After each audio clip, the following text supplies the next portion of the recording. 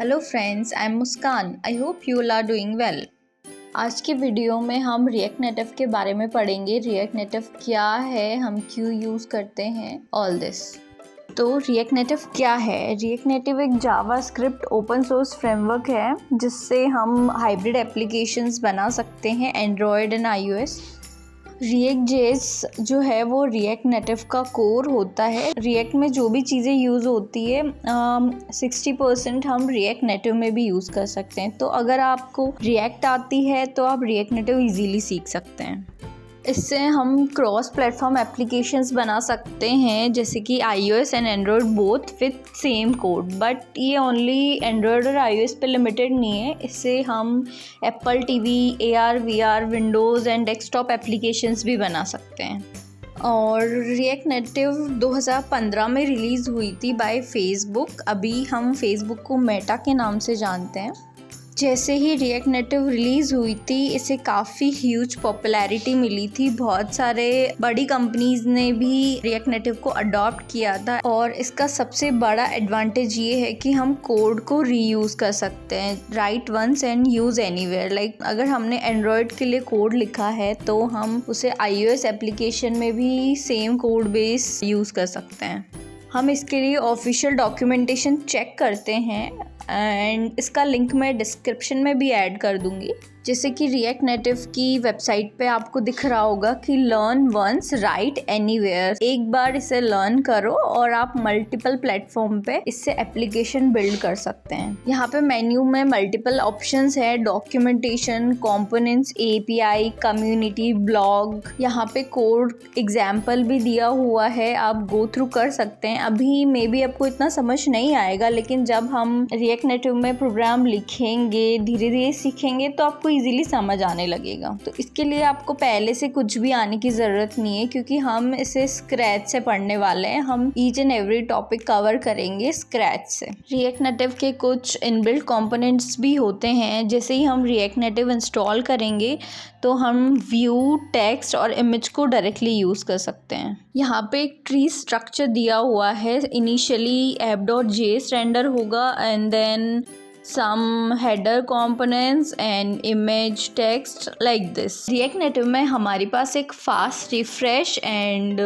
hot reload feature भी है। तो इसमें क्या होता है, जब मैं एंड्रॉयड में कोड लिखा करती थी तो हमें एंड्रॉयड एप्लीकेशन को चेंजेस करने के बाद दोबारा से इंस्टॉल करना होता था। उसमें 3 to 4 मिनट्स लगते थे। तो अगर हमने कोई छोटा सा चेंज भी किया है देन अगेन हमें ऐप रीबिल्ड करनी होगी एंड फिर उसके बाद ही हम वो चेंज एप्लीकेशन में देख सकते हैं। बट रिएक्ट नेटिव में ऐसा नहीं है। यहाँ पे रिएक्ट नेटिव में नया फीचर इंट्रोड्यूस किया है विच इज़ माय फेवरेट। में हम अगर कोई भी चेंजेस करते हैं, सपोज मैंने कोई बैकग्राउंड कलर वाइट दिया है एंड देन मुझे उसे ब्लू में कन्वर्ट करना है, तो वो with in a second mobile app में रिफ्लेक्ट हो जाएगा। That means it is a fast refresh. और इसे हम हॉट रीलोड भी कहते हैं। आपको कोई भी रिएक्ट नेटिव से रिलेटेड अपडेट चाहिए तो आप ट्विटर पर रिएक्ट नेटिव को फॉलो कर सकते हैं। Facebook, Instagram, Shopify, Skype, Flipkart, these are some very popular application जो कि रिएक्ट नेटिव में बनी हुई है। What is prerequisites? अगर आपको रिएक्ट नेटिव पढ़ना है तो आपको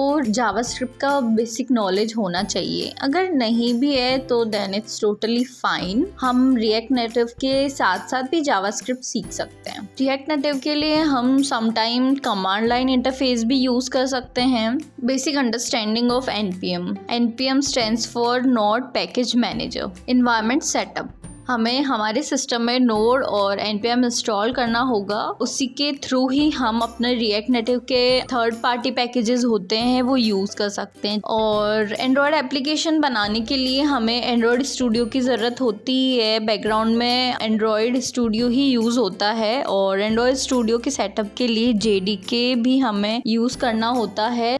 मैं through out this course visual studio code use करने वाली हूँ, जिसे हम VS कोड भी कहते हैं। अगर आप कोई और ID यूज़ करते हैं तो आप वो भी यूज़ कर सकते हैं, ये ऑप्शनल है। तो हम नोड इंस्टॉल कर लेते हैं। हम नोड की ऑफिशियल वेबसाइट ओपन करेंगे और वहाँ पे जाके कमांड्स देखेंगे कि हम कैसे नोड इंस्टॉल कर सकते हैं। यहाँ पे LTS लिखा हुआ है, that means long term support. तो ये एक स्टेबल वर्जन होता है, हमें वो ही डाउनलोड करना चाहिए हमेशा।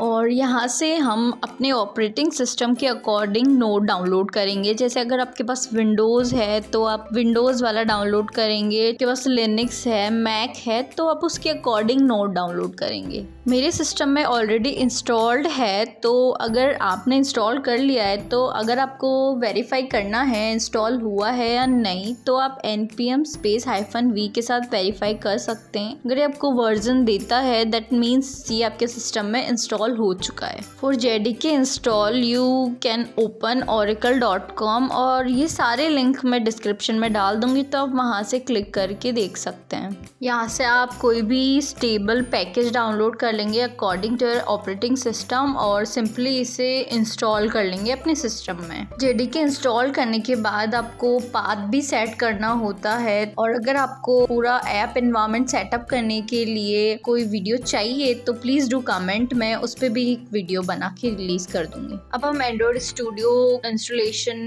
के लिए एंड्रॉयड स्टूडियो की ऑफिशियल वेबसाइट पे जाएंगे विच इज developer.android.com। यहाँ पे simply download Android studio button पे आप क्लिक करके एंड्रॉयड स्टूडियो डाउनलोड कर सकते हैं। Please make sure Android studio download करने के बाद आप एंड्रॉयड स्टूडियो और एंड्रॉयड SDK का पाथ भी सेट कर लें।